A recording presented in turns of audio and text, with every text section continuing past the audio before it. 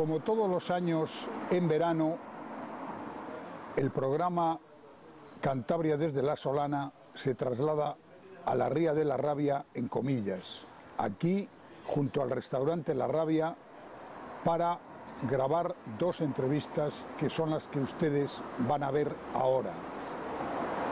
Resulta chocante que este programa que están ustedes viendo a partir de las 10 de la noche se haga con esta maravillosa luz natural y con este paisaje, pero esta es una de las notas características de Cantabria desde la Solana en agosto.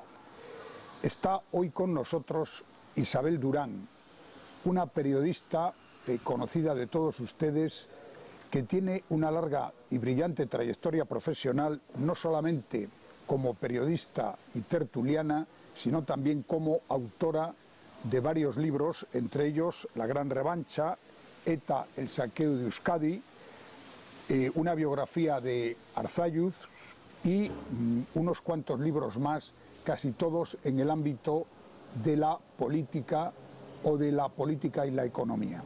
Isabel, muy buenos días, buenas noches para nuestros espectadores. Pues sí, buenos días Manuel Ángel y buenas noches a todos. Muy bien. Bueno, hay que decir también que Isabel es habitual de los veraneos comillanos, que aquí sienta sus reales cuando comienza el verano y que está con nosotros prácticamente hasta el mes de septiembre. Y que disfruto enormemente. Me encanta esto, me parece una suerte estar aquí. ¿Y qué te parece este marco, que en este caso sí es incomparable, de la Ría de Comillas, de la Ría de la Rabia? Pues mira, me parece tan bonito que además lo disfruto prácticamente a diario porque lo paseo. 8 kilómetros diarios de paseo que son salud y además es un paisaje que se te mete por los ojos. El aire es maravilloso. Cuando llegas a Ollambre, a la playa y a esa ría como desemboca, es un espectáculo. Verdaderamente es una delicia estar allí. Bueno, vamos a entrar en materia. Periodista de éxito, polifacética, periodista todoterreno, pero parece que el periodismo está en crisis, no solamente por la situación económica de algunos medios, sobre todo los periódicos en papel, sino también porque, según el CIS, el Centro de Investigaciones Sociológicas, la imagen de los periodistas parece que está perdiendo credibilidad o al menos apoyos entre los ciudadanos. ¿Cómo ves ahora mismo la profesión y cómo ves el futuro inmediato del periodismo? Yo creo que la profesión periodística, Manuel Ángel, está sufriendo una crisis devastadora y cómo no, en esa crisis tenía que caer su imagen, porque el periodismo ha abaratado muchos costes y está viendo todo un cambio muy profundo y no precisamente para bien, en cuanto a la valoración incluso interna de los propios medios, de los profesionales. Creo que, sin embargo, también se produce el fenómeno contrario. Yo ahora dirijo y presento un programa en una televisión pequeñita, que es 13 Televisión, y hemos triplicado la audiencia. No tan pequeñita. Bueno, pequeñita dentro de las grandes, porque competir con Telecinco, con las grandes, con Antena 3, Televisión Española, hay un duopolio, de hecho, en España, y es muy difícil, sobre todo tienen copado el mercado. Pero la realidad es que tienes razón, no es tan pequeñita en cuanto a que tiene una penetración social impresionante, y es a lo que voy, y te das cuenta de cómo un programa por las mañanas, que es el mío, es una franja horaria de mediodía, de repente vas por la calle, yo hago este gesto todos los días, me despido hasta el día siguiente, más claro agua me van diciendo por la calle, y la gente te agradece que hagas eso, con lo cual pienso que es verdad que hay mucha crisis, porque el sistema entero está en crisis, político, institucional, todo está en este momento en entredicho, y a la vez todo eso está muy firme. Creo que hay mucha sociedad española que no es ruidosa, que no protesta de manera escandalosa, que es muy respetuosa y que hace que todo esto se sostenga, que además es muy solidaria, que hace que la gente que lo está pasando mal funcione toda esa red de comedores sociales. En fin, creo que en España se está produciendo esa crisis y a la vez hay que poner en valor toda esa sociedad que está sosteniendo este momento tan duro, que si no hubiera esas familias, ese apoyo solidario a la gente, aquí estaríamos al borde de la revolución. Por lo tanto, hay crisis, pero hay muchísimos valores, que es lo que a mí me gusta, no sé, resaltar. Bueno, usted, además de dirigir este programa y presentarlo en 13 Televisión, además de esa trayectoria profesional como periodista y presentadora, también ha participado y participa en tertulias televisivas y radiofónicas. Las tertulias televisivas parece que se están convirtiendo en una especie de jaula de grillos en el que todo el mundo habla a la vez, se están pisando la palabra unos a otros. ¿No sería posible ir a unas tertulias más sosegadas, más razonadas, en la que cada uno tuviera posibilidad de exponer sus argumentos? Eso es lo lógico, eso sería lo más importante. Lo que pasa es que los medios de comunicación están en manos de la audiencia. Y yo he vivido en Telecinco como la batalla campal en la que se convertían las tertulias nocturnas era lo que triunfaba y daba unas audiencias disparadas. La realidad es que cuando uno hace tertulias más moderadas tiene unas audiencias mucho más pequeñas, aunque lo de las audiencias da para hacer un programa aparte de cómo al final está controlado también ese sector, ¿no? Para favorecer siempre a los mismos. Pero yo, por ejemplo, sí que eso que estás diciendo, sí que lo practico. Yo en mi tertulia me gusta que no se pisen, que se respeten, que se escuchen, que la gente... Y lo digo constantemente y creo que yo lo llevo a gala. Y es algo de lo que estoy orgullosa en estos casi 2 años, o 2 años que voy a hacer ahora, sí, de programa. Tanto toda la gente que participa en mi programa de un signo político o de otro, me da exactamente igual, están encantados de estar por la forma en la que pueden decir y expresarse, por la forma en la que pueden participar, y al final eso genera, yo creo que muy buenas sensaciones también de cara al que está viendo los programas de televisión, porque es una falta de respeto, pero no hacia el que tienes al lado y le estás gritando, que también, sino al que quiere escuchar lo que quiere decir el otro y tú no lo estás permitiendo. Y eso es una táctica que hacen por sistema muchos periodistas para que no se escuchen los argumentos de enfrente, que lo que hacen es gritar cuanto más alto mejor, interrumpir mucho, y al final es una falta de respeto hacia el telespectador. Bueno, y acaba usted de poner también sobre la mesa otro de los problemas, y es que parece que en estas tertulias los intervinientes, los periodistas, van ya con un cartel político puesto casi en la frente, y parece más un debate entre partidos políticos que entre comentaristas. Sin duda, yo creo que eso es algo que no prestigia al periodismo, pero creo que a veces esos carteles no son justos. Creo que hay más independencia de la que parece muchas veces. No sé, hay periodistas de consigna, por supuesto. Hay políticos que contaminan las tertulias porque son políticos y yo invito a algunos de ellos a mis programas, pues sí. Pero yo, por ejemplo, que a mí se me ha puesto un cartel muchas veces, yo he tenido la libertad de decir siempre lo que he creído. Y a veces he apoyado al PP y a veces le he criticado. Y por eso no les gusta a los partidos políticos los periodistas independientes. Pero a mí me parece un privilegio y un orgullo poder ir a los medios de comunicación que te llamen por ti mismo, que es lo que yo he practicado todos estos años y sigo haciendo, y poder desmarcarte de todo lo que tú no creas de cualquier ideología, o apoyar a la ideología que no es la que tú, yo en concreto al Partido Socialista o a la izquierda, no me sumo en todo, pero sí que hay cosas que alabo. Y lo hago con total independencia, y es lo que me parece que debería ser. ¿Pero qué es lo que pasa? Que vivimos en una crisis terrorífica.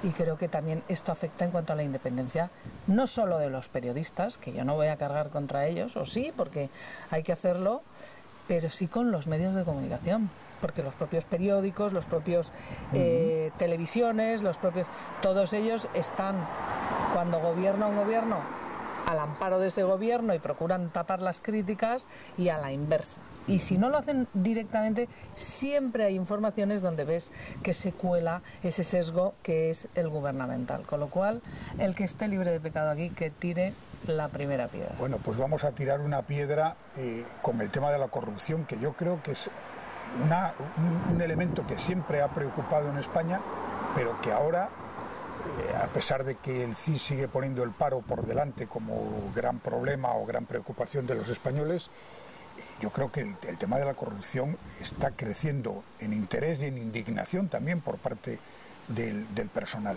¿Cómo ves tú este tema, y por qué no los partidos políticos no se ponen de una vez a terminar con el asunto de la corrupción? Hombre, yo digo, ya era hora.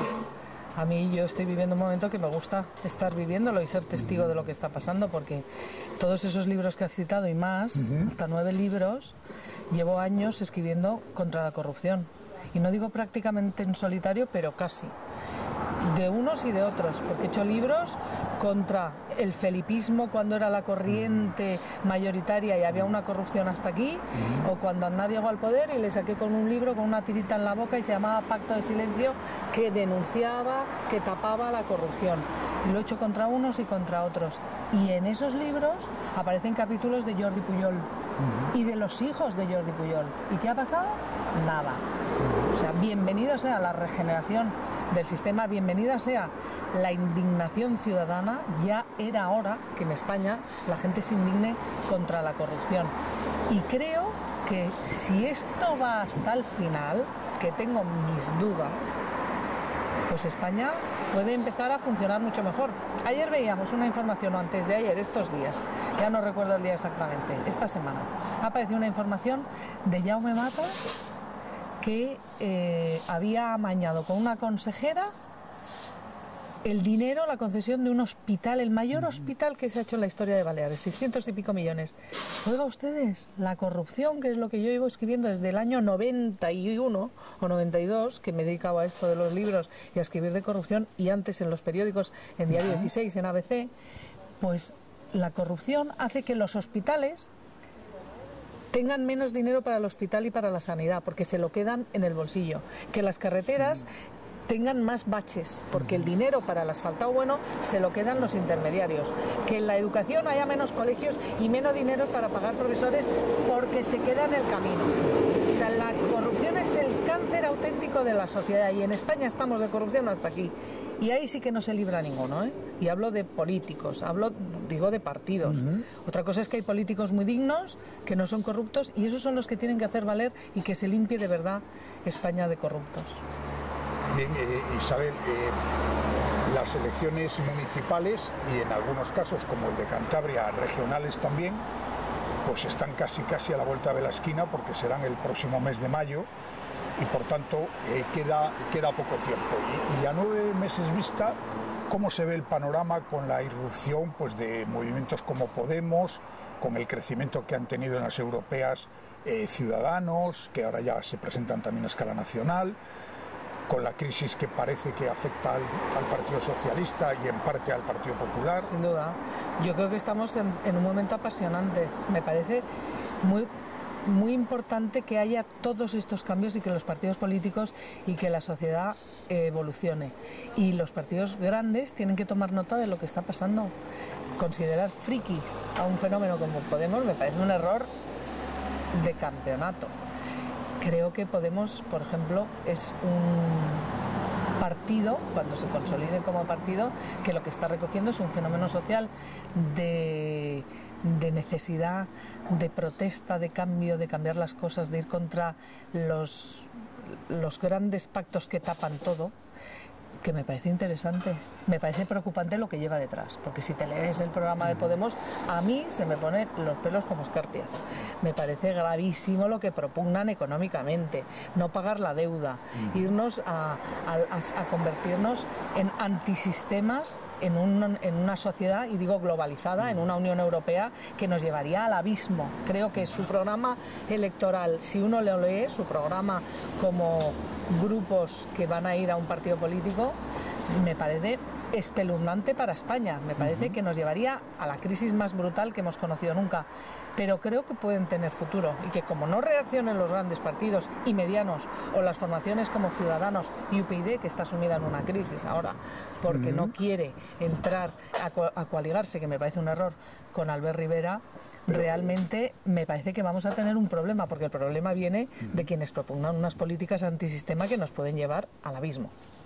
¿Tú crees entonces que la propuesta que ha hecho Sosa Wagner de hacer una fusión entre Ciudadanos y UPyD sería positiva para el mapa político español? Yo eso lo he hablado con Albert Rivera hace ya mucho tiempo, y Albert Rivera estaba deseando y quería haber ido incluso a las europeas con esa fusión o coalición con Rosa Díez y UPyD, pero no quiere Rosa Díez. Yo creo que el partido de UPyD tiene un problema de personalismo y autoritarismo profundo. Que ha denunciado Sosa Wagner. Que es lo que ha denunciado Sosa Wagner y le ha valido un varapalo por parte de Irene Lozano, que es la segunda de a bordo en UPyD en el Congreso. Vamos, le ha tratado muy mal, le ha llamado de todo por escrito en un artículo en el periódico El Mundo, y a mí eso no me parece bien. Es que eso me parece que demuestra el autoritarismo y la falta de democracia auténtica, porque ese debate, si lo pide alguien, y más alguien como el cabeza de lista en UPyD, se vuelve a abrir tantas veces como haga falta, y lo que viene a decir Irene Lozano, porque Rosa Díez ha permanecido callada en vez de dar la cara o dejar sus vacaciones y resolver esto, Irene Lozano lo que ha hecho es proceder con el insulto en la respuesta. No me parece propio de un partido que quiere aspirar a ser algo en España, desgraciadamente. Yo coincido con Albert Rivera, creo que es la hora de demostrar en España que hay partidos políticos y hay políticos que están deseando que triunfen las ideas que defienden por encima de sus personalismos y de sus siglas, y eso me parece importante. Bueno, Isabel, estamos en Comillas, estamos en Cantabria, tú conoces bien esta tierra y además has escrito y dicho en televisión bastantes cosas sobre Cantabria, especialmente sobre el fenómeno político-mediático de Miguel Ángel Revilla, que además sé que te ha costado algún disgusto y algún problema. Y algún insulto por su parte, que es otra cosa que deberían ahorrarse los políticos, no insultar a los periodistas. Deberían ser más respetuosos, porque si un periodista miente o difama o injuria o calumnia, debe caer sobre él todo el peso de la ley. Pero si un periodista dice algo que a un político no le gusta, debe respetarlo. Y yo he tenido con Miguel Ángel Revilla una experiencia muy mala, que es en un programa de televisión, en La Noria, en Telecinco, cuando existía, como en un debate, en una entrevista, dije algo que a él no le gustó, que fue sus propias palabras. Cuando estaba muriendo Franco y él reivindicó que volviera José Antonio, año 74, si no recuerdo mal, y él en su biografía, cuando era presidente del gobierno de Cantabria, y en la biografía oficial del Parlamento, ocultaba ese pasado. Y entonces yo le saqué su propio discurso pidiendo que volviera José Antonio, y entonces se montó en cólera, arremetió contra mí y dijo que sepan ustedes que esta señora se ha reunido con el presidente del Partido Popular ayer en Comillas. Y dije, señor Revilla, usted me espía. Pero ¿qué está usted? Es que eso es propio de un país bananero, de Hugo Chávez, que diga con quién se ha reunido un periodista. Los periodistas nos reunimos con políticos un día sí y otro, también con políticos, con empresarios, con actores, con hosteleros, nos cuentan, estamos todo el día hablando con la sociedad, con todo el mundo. ¿Cómo puede un presidente de una comunidad autónoma acusar a un periodista de haberse reunido con un político, ni que fuera ilegal? Y esto no provocó ninguna reacción de la Asociación de la Prensa en España, que es algo que me pareció terrorífico, ni de la prensa cántabra, ni de la prensa nacional, diciendo, oiga, ¿pero qué es esto? ¿De espiar a un periodista? ¿O de acusarle de reunirse con un político? ¿Pero esto qué es? ¿Esto es predemocrático? ¿Los periodistas no nos reunimos con políticos? Y entonces me pareció que, evidentemente, Revilla tiene una magnífica imagen televisiva, tiene un poder de atracción televisivo fantástico, porque es muy populista, muy demagogo, pero es muy dictatorial, y lo que yo he sufrido en mis carnes de la acusación de Revilla, haberme reunido con un político, demuestra que de democrático tiene muy poco, de tolerante y de aceptar incluso que le saquen sus propias palabras, porque yo no le insulté, yo no le difamé, yo saqué un discurso que él había hecho en el año cuando estaba muriendo Franco y ya había corrientes para que viniera la democracia, y él reivindicaba la vuelta del franquismo inicial. Claro, esto ya, y ver todo eso y que a todo el mundo le parece estupendo, y que incluso ese programa se enfadara conmigo por haberle sacado a Revilla ese pasado, es el colmo de los colmos. Pero yo se lo haría a Revilla, se lo haría a Aznar, como se lo hice sacándole un libro con una tirita en la boca, se lo he hecho a Felipe González, se lo he hecho a Zapatero, y se lo hago a Rajoy cada día que hablo de Bárcenas y de lo que hay en el PP. Me parece que eso es lo importante en la vida, y ahí está la trayectoria de cada uno. Todos somos responsables de lo que hacemos y de lo que decimos. Revilla ya ha anunciado que se va a volver a presentar en las próximas elecciones regionales en Cantabria y además está a punto de estrenar un programa en una cadena importante de televisión en la cual recorre España hablando, etcétera. ¿Cómo ves, tú que también palpas la sociedad cántabra, aunque solo sea durante unos meses, pero sé que lo haces en profundidad, cómo ves tú el futuro de un partido regionalista tan indefinido en lo ideológico como es el PRC? A mí los partidos regionalistas me parecen estupendos, o los partidos que no son una cosa u otra, como Ciudadanos, UPyD, me parece bárbaro. Pero cuidado, porque si son partidos que les da igual todo con tal de gobernar, son partidos que no son beneficiosos para la sociedad. Si son capaces de venderse con tal que les dejen el poder, esto es un problema. Y creo que Revilla se ha metido de lleno en eso. El otro día, hablo figuradamente, en las elecciones europeas, Revilla dice que votó al Pidio José Silva. Madre mía, juez que va a ser probablemente condenado por prevaricar. Es un defensor a ultranza de este juez. Sí. Bueno, y luego ha dicho que apoya a Podemos. Yo le diría a la gente que vaya a votar si quiere un Podemos en Cantabria. A mí me parecería un desastre total para Cantabria. Me parecería tremendo que aquí gobernara Revilla con Podemos, porque dice que apoya lo que dice Podemos. Eso significa que estaría, si no llegara a ganar las elecciones, porque no las ha ganado nunca, si estuviera en una situación de gobernar con Podemos, que pasaría a ser la tercera fuerza aquí, en Cantabria, y Revilla consiguiera que le dieran el poder, convertiría Cantabria en un feudo de Podemos. A mí me parece que es una opción que no es para tomar la broma y que me parece que sería catastrófica para ti. Bueno, vamos a hablar ahora de ti como periodista.